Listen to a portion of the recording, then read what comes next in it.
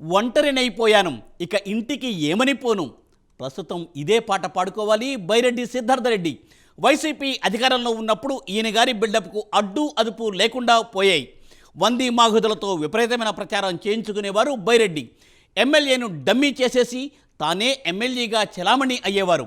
ఈయన పవన్ కళ్యాణ్పై చేసిన comments social మీడియాలో ఓ రేంజ్లో వైరల్ అయ్యేవి. కానీ ఈ ఎన్నికలలో ఓటమితో సీన్ రివర్స్ అయిందట. నిన్నటి దాకా ఆహా ఓహో అంటూ కీర్తించిన అనుచరులే ఇప్పుడు అసలు పట్టించుకోవడమే మానేశారట. నందికొట్కూరు వైసీపీ నుండి వలసలు కూడా పెరిగిపోయాయి. అటు వలసలను ఆపలేక ఇటు అనుచరులను కాపాడుకోలేక సిద్ధార్థరెడ్డి ప్రస్తుతం ఒంటరిగా మిగిలిపోయారట. పాపం సిద్ధార్థరెడ్డి.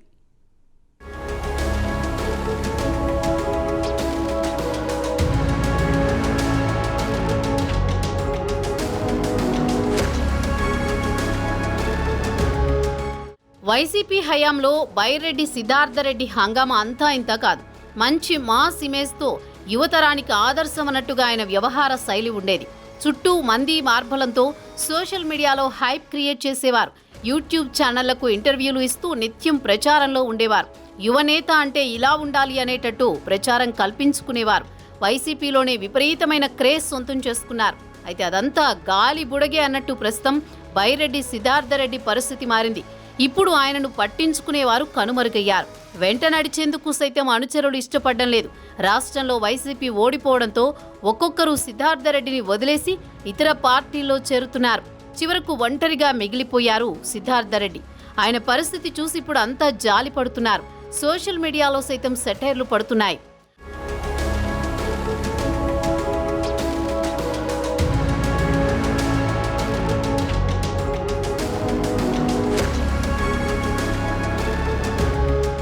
వాస్తవానికి నందికొట్కూరు ఎస్సీ రిజర్వ్డ్ నియోజకవర్గం. అక్కడ పోటీ చేసే ఛాన్స్ సిద్ధార్థరెడ్డికి దక్కలేదు. గత 2 సార్లు అక్కడ వైసీపీ ఎమ్మెల్యే గెలిచేసరికి అది తన చలువే అన్నట్లు సిద్ధార్థరెడ్డి వ్యవహరించేవారు. మొత్తం నియోజకవర్గంలో ఎమ్మెల్యేను డమ్మీ చేసి అంతా తానే వ్యవహరించేవారు. దానికి తోడు 2019లో వైసీపీ అధికారంలోకి రావడంతో శాప్ చైర్మన్ పదవి సిద్ధార్థరెడ్డిని వరించింది. దీంతో రాష్ట్ర స్థాయి నాయకుడిగా చలామణి అయ్యారు.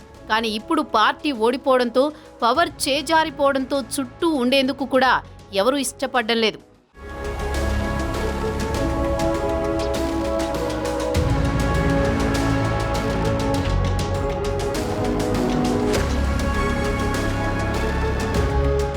నందికొట్కూరులో ఒక సామ్రాజ్యాన్ని నిర్మించుకున్నారు సిద్ధార్థరెడ్డి.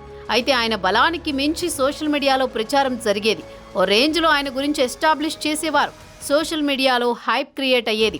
మరోవైపు నియోజకవర్గంలో స్థానిక సంస్థల ప్రతినిధులను తన చెప్పు చేతల్లో ఉంచుకునేవారు. వారంతా తనను చూసి తన వెన్నంటి ఉండేవారని భావించారు. కానీ అధికారం దూరమయ్యేసరికి 2 నెలల వ్యవధిలోనే ఒంటరిగా మిగిలారు సిద్ధార్థరెడ్డి. నందికొట్కూరు మున్సిపాలిటీ నుంచి అప్పుడే కూటమి పార్టీలోకి చేరికలు ప్రారంభమయ్యాయి. గత మున్సిపల్ ఎన్నికల్లో నందికొట్కూరులో వైసీపీకి ఏకపక్ష విజయం దక్కింది. మొత్తం 29 కౌన్సిలర్లకు గాను 21 మంది వైసీపీ నుంచి గెలిచారు. 7 ఇండిపెండెంట్లు విజయం సాధించగా టీడీపీ నుంచి మాత్రం ఒక్కరే గెలుపొందారు. దీంతో తన అనుచరుడు సుధాకర్ రెడ్డిని చైర్మన్ చేశారు సిద్ధార్థరెడ్డి. ఇప్పుడు అదే సుధాకర్ రెడ్డి టీడీపీలో చేరుతున్నారు. ఇక తన వెంట మెజారిటీ కౌన్సిలర్లను తెలుగుదేశం పార్టీలోకి తీసుకువెళ్తున్నారు. దీంతో నందికొట్కూరు మున్సిపాలిటీ టీడీపీ వశం కావడం ఖాయంగా మారింది.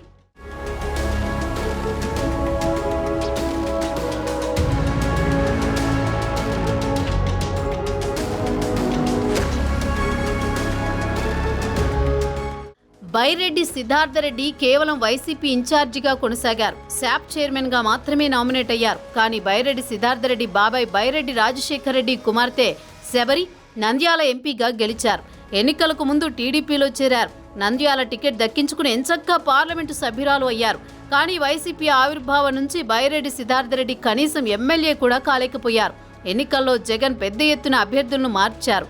నందికొట్కూరు ఎస్సీ రిజర్వ్ నియోజకవర్గం నుంచి తాను సూచించిన నేతకు జగన్ టికెట్ ఇవ్వలేదు. తనకు సైతం ఇతర నియోజకవర్గాల్లో అవకాశం కల్పించలేదు. దీంతో రెంటికి చెడ్డ రేవటిగా మారిపోయారు బైరెడ్డి సిద్ధార్థరెడ్డి.